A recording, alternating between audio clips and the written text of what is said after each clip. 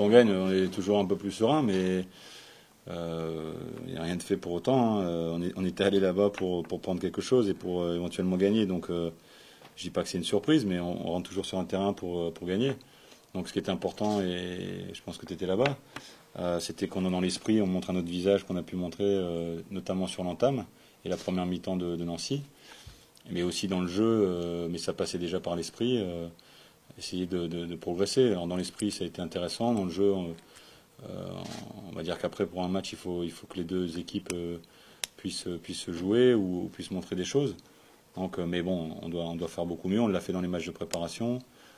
On l'a fait par moment, donc dans l'esprit conserver ça, être dans la stabilité à ce niveau-là, et c'est pour ça que j'ai été dans la stabilité au niveau du groupe. Bah, et heureusement, parce que sinon on aurait pu être en danger, notamment sur ce match-là, sur d'autres bien sûr, mais sur le match où on sait que Avignon, en l'état actuel, montre plus des qualités collectives, et dans l'esprit, on sait que c'est le premier match chez eux, donc ils allaient montrer ça. Donc il fallait qu'on soit au moins à leur niveau, et heureusement. Après, dans le jeu, il fallait qu'on soit un cran au-dessus. On l'a été par moment, mais pas assez à mon goût. Donc, on doit progresser surtout à ce niveau-là. Mais c'est plus le même adversaire, c'est plus le même match. Donc, on doit être aussi attentif et certainement pas se gargariser par la victoire. Elle fait du bien, parce que c'est important de remettre les pendules à l'heure. Mais là, bon, il y a aussi une mise au point supplémentaire par rapport à notre dernier match à domicile. Ça sera que la troisième journée, le rachat.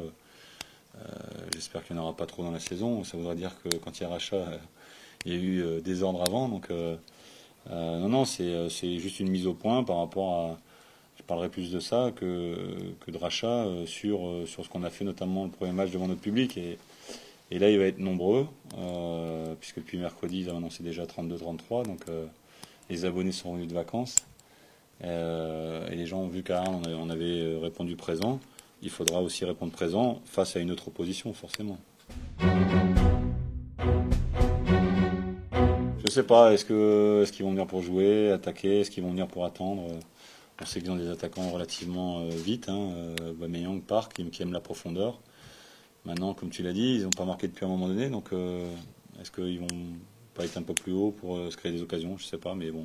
Nous, on va déjà se concentrer sur, comme d'habitude, hein, en respectant l'adversaire bien sûr, mais sur nos qualités, sur les problèmes qu'on pourra poser à cet adversaire, et avant tout, quoi. Mais bon, on a pris forcément en compte l'opposition.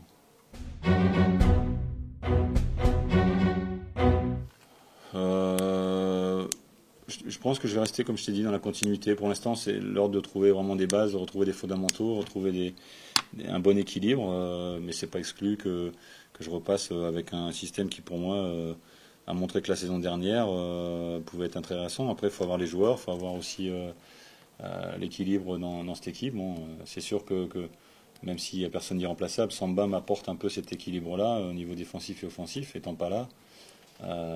Meio a montré que, notamment à Arles, mais c'était Arles, donc aujourd'hui ça sera Monaco. Enfin, demain ça sera Monaco, c'est pas le même effectif, avec tout le respect que j'ai pour Arles, pas les mêmes ambitions. Donc à être encore plus vigilant pour lui et pour les autres dans cet équilibre-là.